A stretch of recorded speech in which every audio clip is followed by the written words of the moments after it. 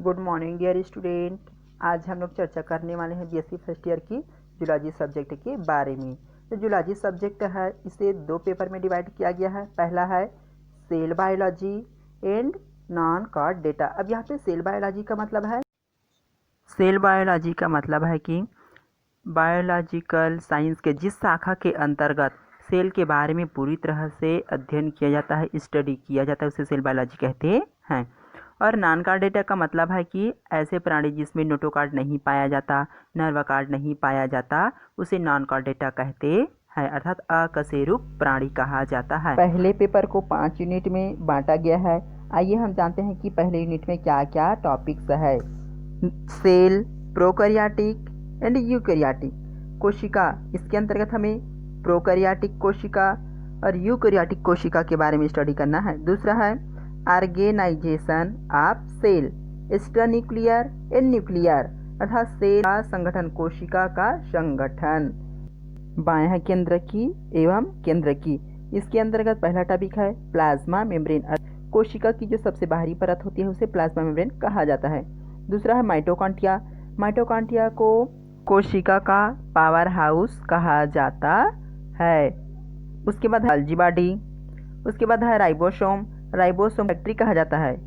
इसके बाद है एंडोप्लाज्मिक रेटिकुलम, फिर है लाइसोसोम, लाइसोसोम को कोशिका का आत्मघाती थैला कहा जाता है। यह कोशिका में बिखरे हुए पाए जाते हैं। अगला टॉपिक है क्रोमोसोम, जो हमारे लिंग का निर्धारण करते हैं। उसके बाद है डीएनए, आरएनए, इसे न्यूक्लिक अम्ल कहा जाता है और यह जेनेटिक मटेरियल को एक पीढ़ी से दूसरी पीढ़ी में पहुंचाने का काम करते हैं। इसके बाद है न्यूक्लियस, न्यूक्लियस को कोशिका का ब्रेन कहा जाता है। आइए देखते हैं नेक्स्ट यूनिट में क्या क्या टॉपिक्स है। पहला है इसके अंतर्गत cell division, mitosis division and meiosis division, अर्थात कोशिका विभाजन। माइटोसिस का मतलब है समसूत्री विभाजन। ये जो विभाजन होता है दैहिक कोशिकाओं में होता है और इसके फलस्वरूप फिर नए जीव का निर्माण होता है। इसमें एक मातृ कोशिका से 2 संतति कोशिकाएं बनती है। उसके बाद मियोसिस डिवीजन का मतलब है अर्धसूत्री विभाजन।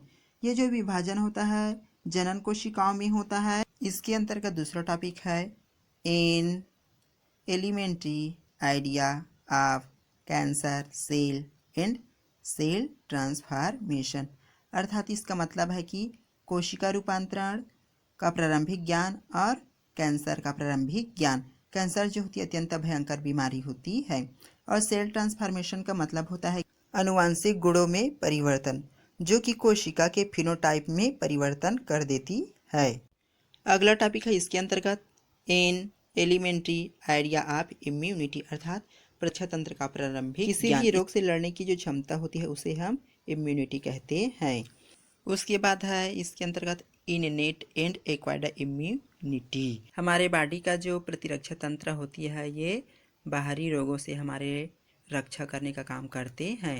और यहाँ पे इननेट का मतलब होता है जन्मजात, तो ऐसे इम्यूनिटी जो हमें जन्म से ही मिली रहती है उसे इनेट इम्यूनिटी कहते हैं।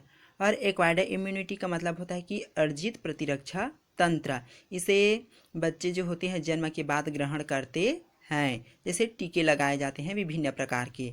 उसके बाद है इसके अंतर्गत नेक्स्ट टॉपिक लिम्फाइड आर्गन्स, इसका मतलब है कि हमारे लिम्फ में क्या क्या अंग पाए जाते हैं। उसके बाद है इसके अंतर्गत next topic cell of immune system, अर्थात कोशिका का प्रतिरक्षा सिस्टम। उसके बाद अगला टॉपिक है एंटीजन, ये जो एंटीजन होते हैं हमारे शरीर में बाहर से प्रवेश करते हैं और हमारे शरीर को नुकसान पहुंचाते हैं। उसके बाद है नेक्स्ट टॉपिक इसके अंतर्गत एंटीबॉडी, एंटीबॉडी वे होते हैं जो एंटीजन से हमारे बॉडी का सुरक्षा करते हैं। और ये जो होते हैं हमारे शरीर के सैनिक होते हैं जो एंटीजन से हमारी सुरक्षा करते हैं, लड़ाई करते हैं। उसके बाद है देयर इंटरेक्शन, अर्थात एंटीजन और एंटीबॉडी के बीच में जो प्रतिक्रियाएं होती है उसे इंटरएक्शन कहा जाता है। इस तरह से हमें इसके बारे में पूरी तरह से अध्ययन करना है। आइए चलते हैं तीसरे यूनिट में क्या क्या है। इसके अंतर्गत है journal characters and classification of invertebrate up to order with example। Journal character का मतलब है कि इसका सामान्य लक्षण। उसके बाद क्लासिफिकेशन का मतलब है कि इसका वर्गीकरण।